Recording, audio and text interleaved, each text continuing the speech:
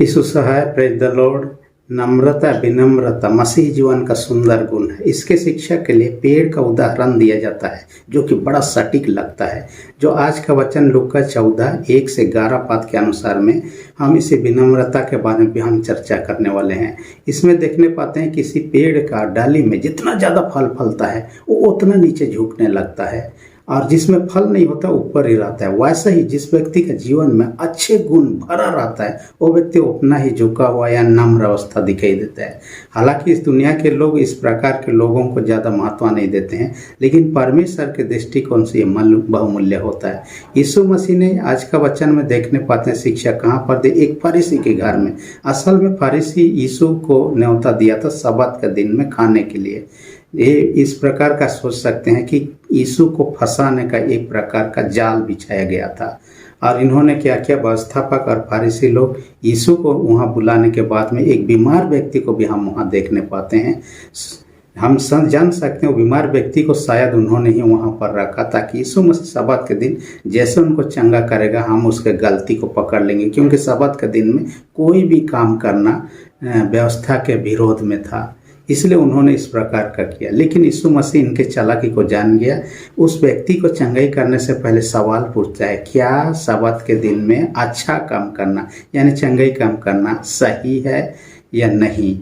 वे चुप हो जाते हैं। असल में यदि ये बोलेंगे हाँ सही है, अच्छा है, तो ये लोग व्यवस्था के अनुसार में जो यीशु मसीह के द्वारा गलती होगा उस समय वो लोग कुछ नहीं बोल सकते हैं, इससे उसका गलती पकड़ने का मौका छूट जाएगा।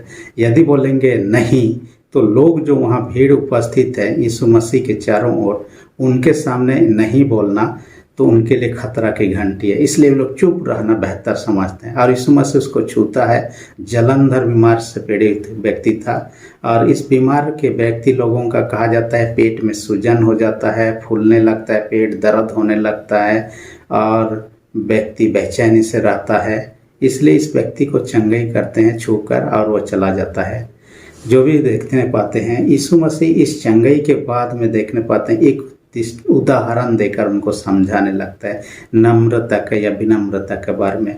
और उन्होंने एक घटना के बारे में चर्चा करता है, विवाह का भोज में यदि तुमको कोई बुलाता है तुम बड़े अच्छे सीट पर मत बैठ जाना, क्योंकि तुमसे भी यदि आप बड़ा व्यक्ति को बुलाया हुआ हो तुमसे बाद में कहा जाएगा उतार के उनको जगह दे दीजिए, तुम अपमानित हो जाओगे। इसलिए छोटे निचले जगह पर ही बैठे रहो, ताकि जब घर का मालिक आएगा तुमको देख कर कहेगा आइए आगे तरफ आइए, तुम तो वहाँ यहाँ पर तुम्हारे लिए जगह बना हुआ है, तब तुम्हारे लिए सही होगा। इस प्रकार की बात वो कहता है।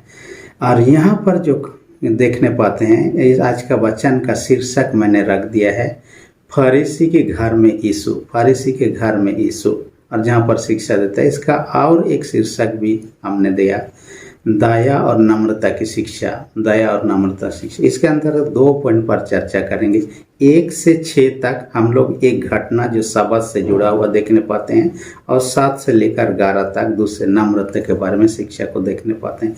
पहला पॉइंट में कहता है नियम से पारे दया की शिक्षा, नियम से पारे दया की शिक्षा। असल में यहूदियों का नियम ऐसा था, सब्बात का नियम 39 प्रकार का 39 प्रकार का ऐसा काम था जिस काम को वो लोगों को सब्बात के दिन में नहीं करना था, और उस नियम के विरोध में यदि कोई करता है दंडित होता है।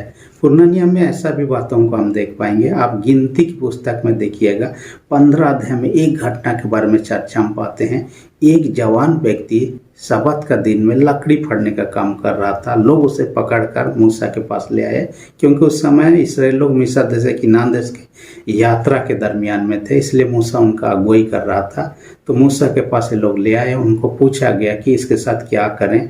मूसा ने परमेश्वर से प्रार्थना करके पूछा। परमेश्वर ने कहा उस व्यक्ति को गांव से बाहर ले जाइए, पत्थर उठाइए और पत्थर से मार डालिए, और इस प्रकार का किया गया। ये पुराने नियम की बात है, परंतु हम लोग नए नियम के युग में हैं। पुराने नियम व्यवस्था के अनुसार था, नए नियम नए व्यवस्था के अनुसार जो यीशु मसीह के द्वारा लाया गया। पुराने व्यवस्था को कोई भी पालन नहीं कर सकता है, क्योंकि बाइबल साफ साफ बताता है, याकूब 2 अध्याय उसका 10 पद में, व्यक्ति सारे व्यवस्था का पालन करता हो, एक ही बात को यदि एक कोई चीज को तोड़ देता हो, नियम का पालन ना करे, तो सारे चीज में वो गलत समझा जाता है। इसलिए कोई भी व्यक्ति ऐसा नहीं था जिन्होंने व्यवस्था को पूरा किया। रोमी 3:23 भी कहता है सबों ने पाप किया। 7:20 पद भी कहता है संसार में ऐसा कोई भी एक व्यक्ति भी नहीं है जिसने एक भी पाप नहीं किया, यानी कि सब पापी है। तो व्यवस्था के अनुसार हम चल नहीं सकते, इसलिए यीशु मसीह ने अनुग्रह का नया व्यवस्था के अनुसार में लाया, जिसके अंतर्गत में हम लोग देखने पाते हैं व्यवस्था के अनुसार हम चल नहीं सकते, लेकिन प्रभु के अधीन में चल सकते हैं। नए व्यवस्था के अनुसार में क्या कहता है, हम सबत का दिन के बारे में यीशु मसीह ने कहा, देखिएगा मरकुस 2 अध्याय उसका 27 पद में कहा गया है, सबत का दिन मनुष्य के लिए बनाया, मनुष्य का दिन सबत के दिन के लिए नहीं। यानी कि हम सबत का दिन का गुलाम नहीं है, वो हमारे भलाई के लिए बनाया गया है। इसलिए उस दिन का इस्तेमाल हम प्रभु की महिमा के लिए करना है, लेकिन उसके गुलाम खटने के लिए नहीं है, यीशु का कथन। इसलिए यीशु मसीह ने सबत का दिन में ये घटना जो था जो कर रहा है, उससे पहले 6 उन्होंने क्या किया है, चंगाई का काम किया सबत का दिन में, और ये 7वां नंबर है।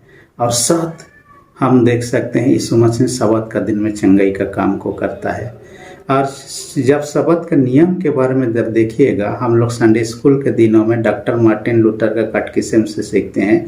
वो अपने टीका में कहता है डॉक्टर मार्टिन लूथर, सबत का दिन में 3 प्रकार का कामों को करना अच्छी बात है उनके अनुसार में।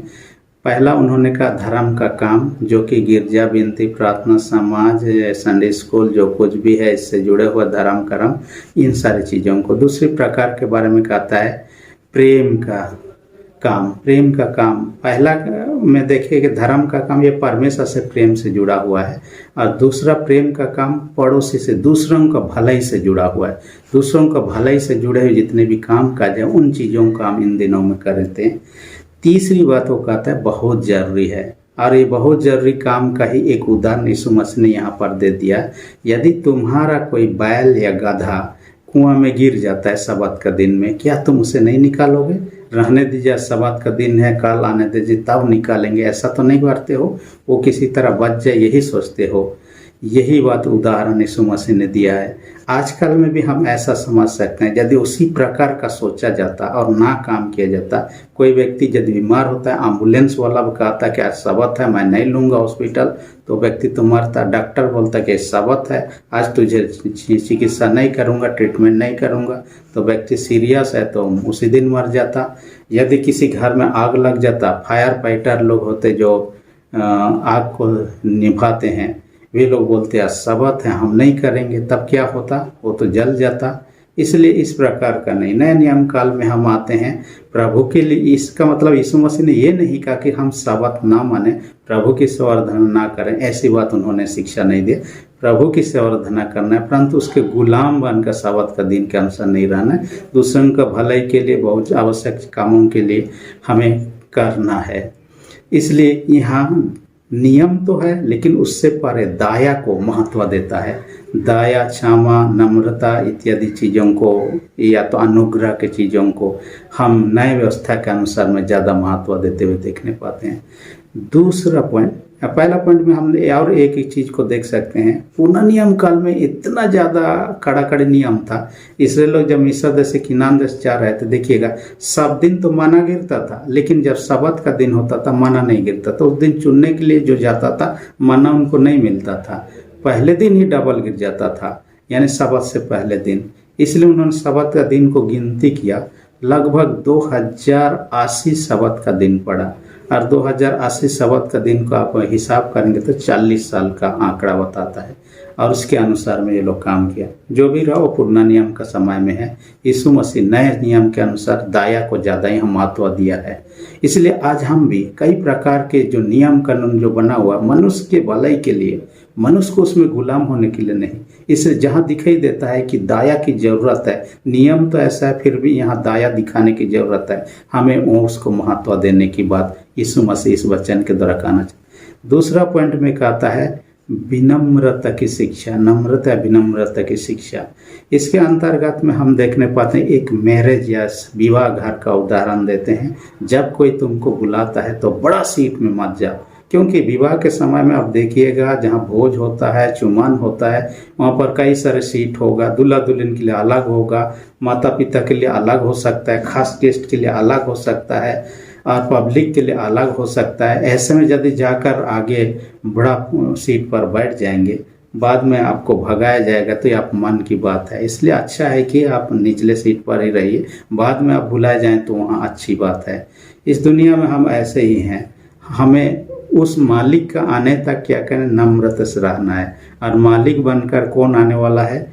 यीशु मसीह, जिसका विवाह का भोज होगा अंतिम दिन में, और उसके आने के बाद ही सही सम्मान होगा। इस दुनिया के लोग आपको सही सम्मान देंगे ये नहीं कह सकते हैं, लेकिन यीशु के आगमन के बाद में व्यक्ति को सही सम्मान, सही सीट पर जैसे मालिक के आने के बाद में बैठाया जाता है, वैसे ही यीशु के आने के बाद तो ये होने वाला है। उससे पहले होगा नहीं होगा हम नहीं कह सकते हैं।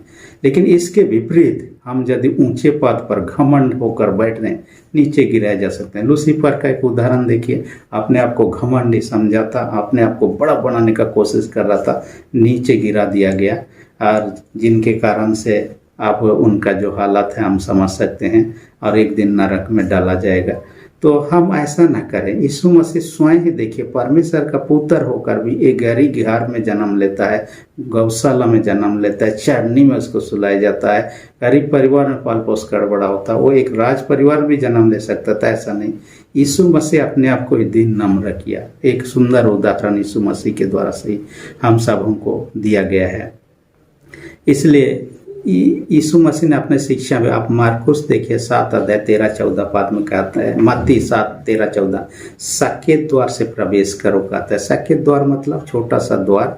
पहले के दिनों में जिस घर सब होता था, दरवाजा आजकल का जैसा बड़ा बड़ा नहीं होता था। आदमी आजकल का घर में खड़े खड़े घुस सकता है, उस समय का घर में ऐसा नहीं होता था। और छोटा घर, छोटा यदि ये होगा दरवाजा होगा, आपको झुक के प्रवेश करना होता। आप झुकेंगे नहीं तो मुंडी में लगेगा। तो किसी घर में प्रवेश करने के लिए जैसे झुक कर आप जाते हैं तब प्रवेश कर पाते हैं, वैसे ही स्वर्ग राज्य में प्रवेश करने के लिए व्यक्ति को झुकना, नम्रता जो कि गुण है, वो जरूरी होता है। जब हम झुकते हैं तब प्रवेश कर पाते हैं। वैसे ही हम सब हमको करना है।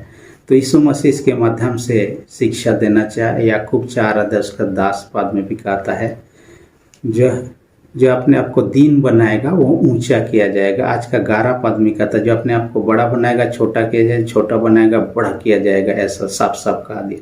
इसलिए आपके मेरे ऊपर में हम यदि परमेश्वर के सामने महान, यानी उसके दृष्टिकोण से ऊपर उठना चाहते हैं, तो हमें दीन होना जरूरी है। और दीन होंगे तब ऊपर उठेंगे। प्रभु उठाएगा, हम अपने आप से नहीं उठेंगे, प्रभु उठाएगा। तो ये शिक्षा आज के वचन के द्वारा नियम से पहले दया को महत्व देने की बात है, साथ ही विनम्रता या नम्रता का गुण, जो कि प्रभु उनको महान करेगा। जैसे कि आप मत्ती 5 अध्याय जो पहाड़ी उपदेश में देखिएगा, वहाँ भी कहता है, धन्य है जो मान के दिन है, क्योंकि स्वर्ग का राज्य उन्हीं का है। इसलिए हमें दीन नम्रता का जीवन व्यतीत करने के लिए आज की शिक्षा देता है। परमेश्वर इन शिक्षाओं को ग्रहण करने में हमारी सहायता रखोई करे। आमीन। हम प्रार्थना करें। सेनाओं के जीत पिता धन्यवाद देते हैं, आज के वचन का हमसे बातें किया। हर एक सुनने वाले छोटे बड़े सबों को अपने स्वर्गीय आशीष से भर दे। जो लोग बीमार हैं उनको यीशु के नाम से चंगाई दे। जिनका विश्वास कमजोर है उनका विश्वास को दृढ़ मजबूत कर। प्रार्थना यीशु के नाम से मांगते हैं, आमीन। यदि अब तक आपने मेरे चैनल को सब्सक्राइब नहीं किया है, इसी घड़ी सब्सक्राइब कर दीजिए, और वीडियो अच्छा लगे तो लाइक बटन को भी दबा दीजिए। धन्यवाद।